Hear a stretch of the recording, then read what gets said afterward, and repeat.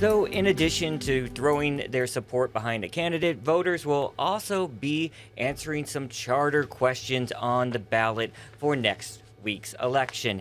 Daryl, I don't think a lot of people even know what a charter is. What is it?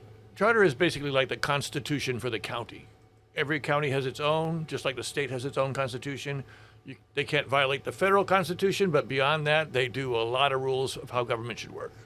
All right, so break it down for us. What is on this year's ballot? And I know it's a little confusing for some.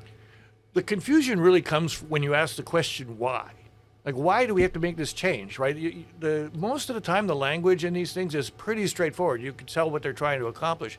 But if you start asking why, you could start getting really confused, particularly in the Maui area. Maui has 13 amendments, and 11 of them came from the Maui Charter Commission, which went through this very elaborate process, ultimately proposing 11 amendments.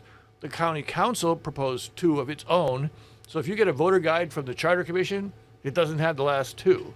So the Elections Division website has a nice list and a nice summary of all of them.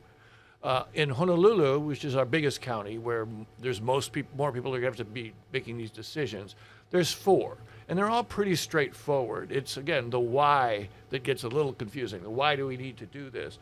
For example, the first one is pretty straightforward. It doubles the amount of money going into an affordable housing fund, and that's specifically for housing for people making, I think, is less than 80% of the median income, so workforce level housing.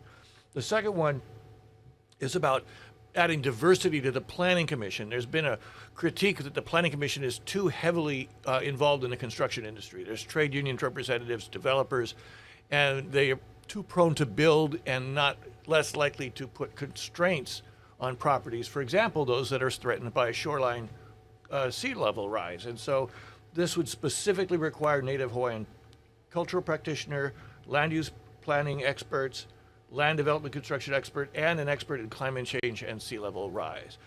The other one would expand this clean water preserve. This is very technical, but it's logical. Right now, they get money from the tax revenue to buy land, but they don't have any money to actually maintain or improve that land. And so this would allow that same fund to be used for those lands. So it doesn't increase cost to anybody. The last one, it gives the Office of Council Services, which are the people that basically provide support to the city council. It would give them a place in the charter, which essentially makes them permanent. But the interesting nuance there is that it also says that the lawyers hired by the council are the council's lawyers, which separates that from the corporation council, who is a mayor's appointee. There's been suspicions that the corporation council might be in conflict of interest when it advises the council, and that played a role in the Kealoha payoff scandal and so on and so on. So there's a long backstory to that one, but that basically would establish the office that already exists into the charter. Real quickly, so this is a lot of diverse amendments here. Where can people go to educate themselves? I know you did a great story yesterday. It's published right now on our H&N digital platforms. Is there any other resources out there? Like I said, the Elections Division, State Elections Division has, if you Google 2022 ballot questions, state of Hawaii, boom, up comes a website, and it's got every one of the county's amendments. This is the only place I've been able to find that has everything all in one place. And I guess you sort of broke it down in explaining what a charter is, but really break it down how important and why people should care about these. They seem nuancy, but it is important to the overall governance, well, right? Also, there are a number of amendments here that would provide for more open government. And Maui, they're voting on whether they should have a Department of Housing instead of Human Services and Housing, where people feel like housing has been treated like a stepchild. Maui has a huge affordable housing problem. So this is something that voters could actually do that makes a positive change. A couple of the other counties have good government things, more ethics review, beefing up ethics commissions, banning conflicts of interest.